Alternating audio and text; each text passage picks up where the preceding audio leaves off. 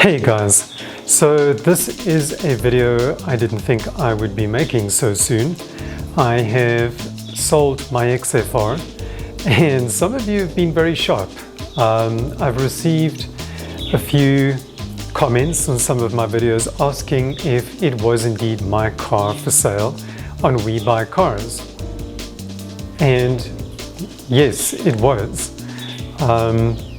It all actually happened very quickly. I wasn't planning on selling my car at all. I thought I'd probably have it another year, maybe another 2 years, 3 years, I don't know. I had an opportunity to buy an SUV at trade price, and you know, if there's one thing I've learned in life is when an opportunity comes your way, don't let it go. I actually sold my XFR for what I paid for this SUV. So it was kind of a straight swap, and I'll be honest, I was very sad to see it go. When it drove out of the driveway, I kept feeling like I'd made a big mistake. While I do regret selling it, I don't regret having this. And one of the main reasons I actually thought about, you know, I had 24 hours to make up my mind as to whether I wanted to buy this or not, and the only way I could buy this was selling the XFR, and I had 24 hours to think about it. So while thinking about it, the main factor that made my mind up was the fact that our roads are so bad in South Africa, and having a car like that with low profile tires and huge wheels is a problem. In the year that I had that car, the XFR, I had the wheels repaired 3 times. Well, I damaged them 3 times, and I kind of grew tired of having to plot my route every time I drove out of our estate, and where I was going and how I was going to get there and what road I was going to use to get there. It became almost a sword above my head.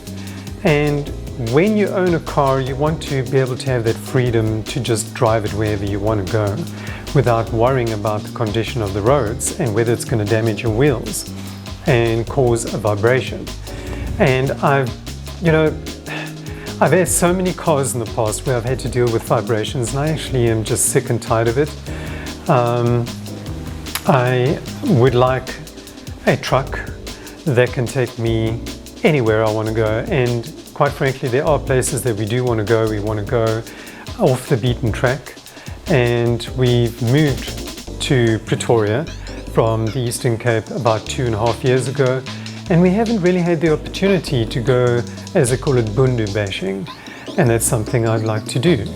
But I just want to mention something. On We Buy Cars actually bought my car, and they do a DECRA report, and a DECRA report is very similar to the UK's MOT, where they put it through a roadworthy check to check if the car is roadworthy.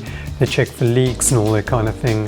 And I read the report on We Buy Cars website after they'd listed my car for sale, because I wanted to see what they were selling it for, since I know what they bought it for.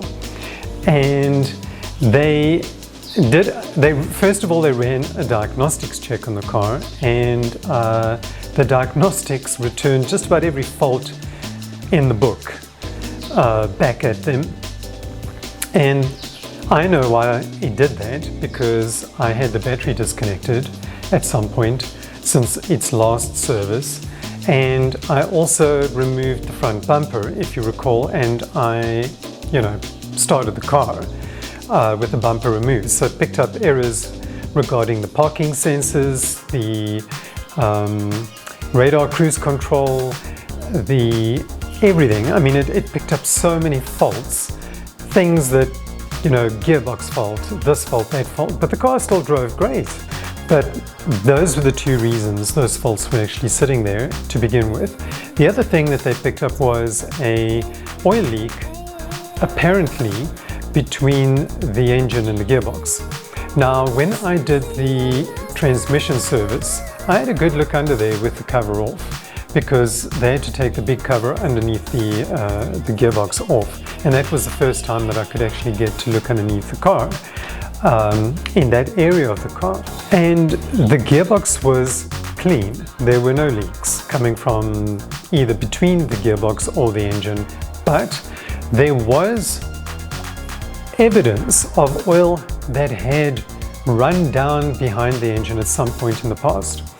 And my guess was that when they serviced the car on its service before I bought it, that the technician must have spilt oil back there, because when you change the oil filter gets changed from the top of the engine. And my guess is they dropped the oil filter with the cover off and they tried to clean the supercharger off, because I could see someone had in fact been scratching around there.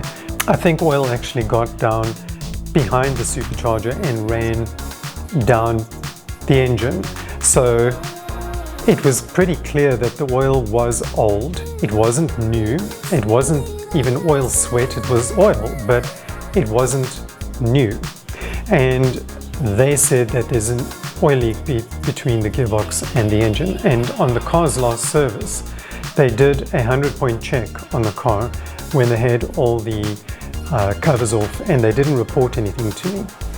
Frankly, I know that I sold the car in excellent condition, and the car is sold already, as far as I can see, because I don't see it on their website anymore. And so whoever bought the car got it for a really good price, at 360,000 Rand. I think it was 360,900 if memory serves me. And it's a pretty cheap price for a car with that low mileage, with that engine and that spec.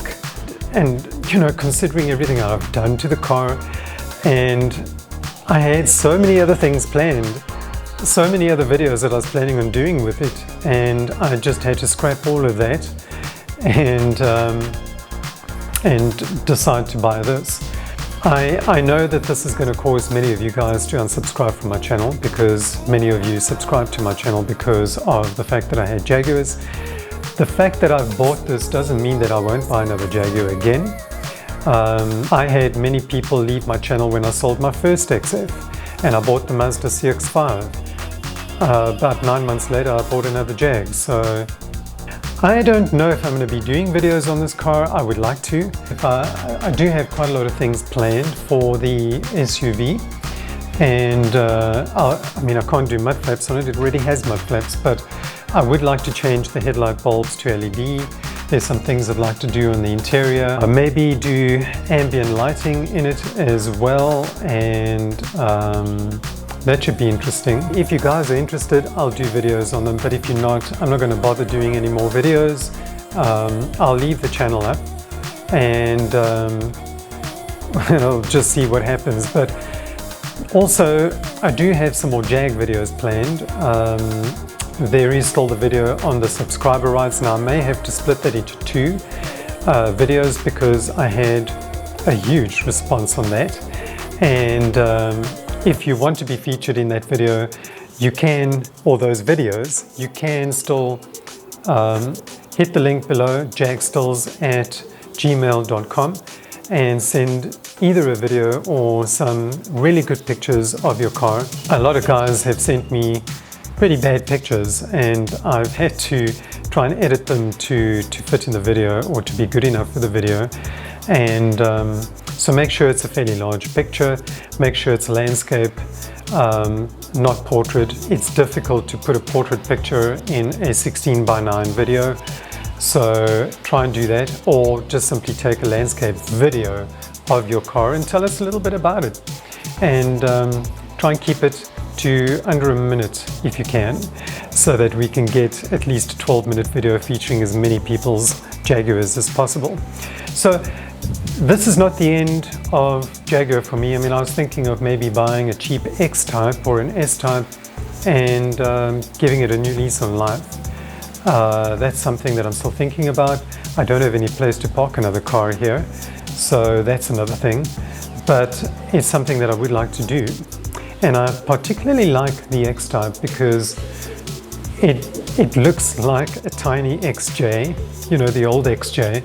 And The interior is just so Jag, and I know it was based on a Ford Mondeo, but it is just so Jag inside. It's just typical Jaguar. My cat's loving my camera pedestal, so if you see the camera moving, it's Dash. So yeah, let me know what you guys think. I know you guys aren't going to be happy that I sold my XFR. I'm not happy about it myself, but it is what it is, and we do need something to go off the beaten track, and I certainly can't do that in the XFR. I just want to thank all of you who have been loyal followers of my channel. Deborah,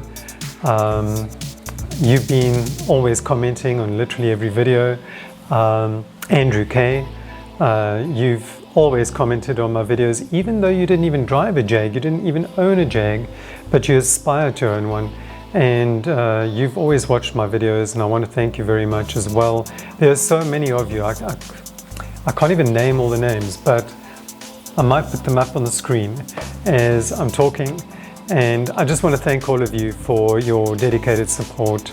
And many of you actually kept me going when there were times that I actually thought I wanted to actually stop the channel. So thank you for watching. I might see you guys on another video in the future, but the next few videos, like I said, coming up will be the subscriber rides, as I promised. I'll always be a Jag fan. I will probably be changing the name of my channel because I can't have a Jag fan channel name with a Ford. That just won't seem right. But I will still and always be a Jag fan at heart. So thank you for watching, thank you for always being there, and stay tuned for the next video. Cheers.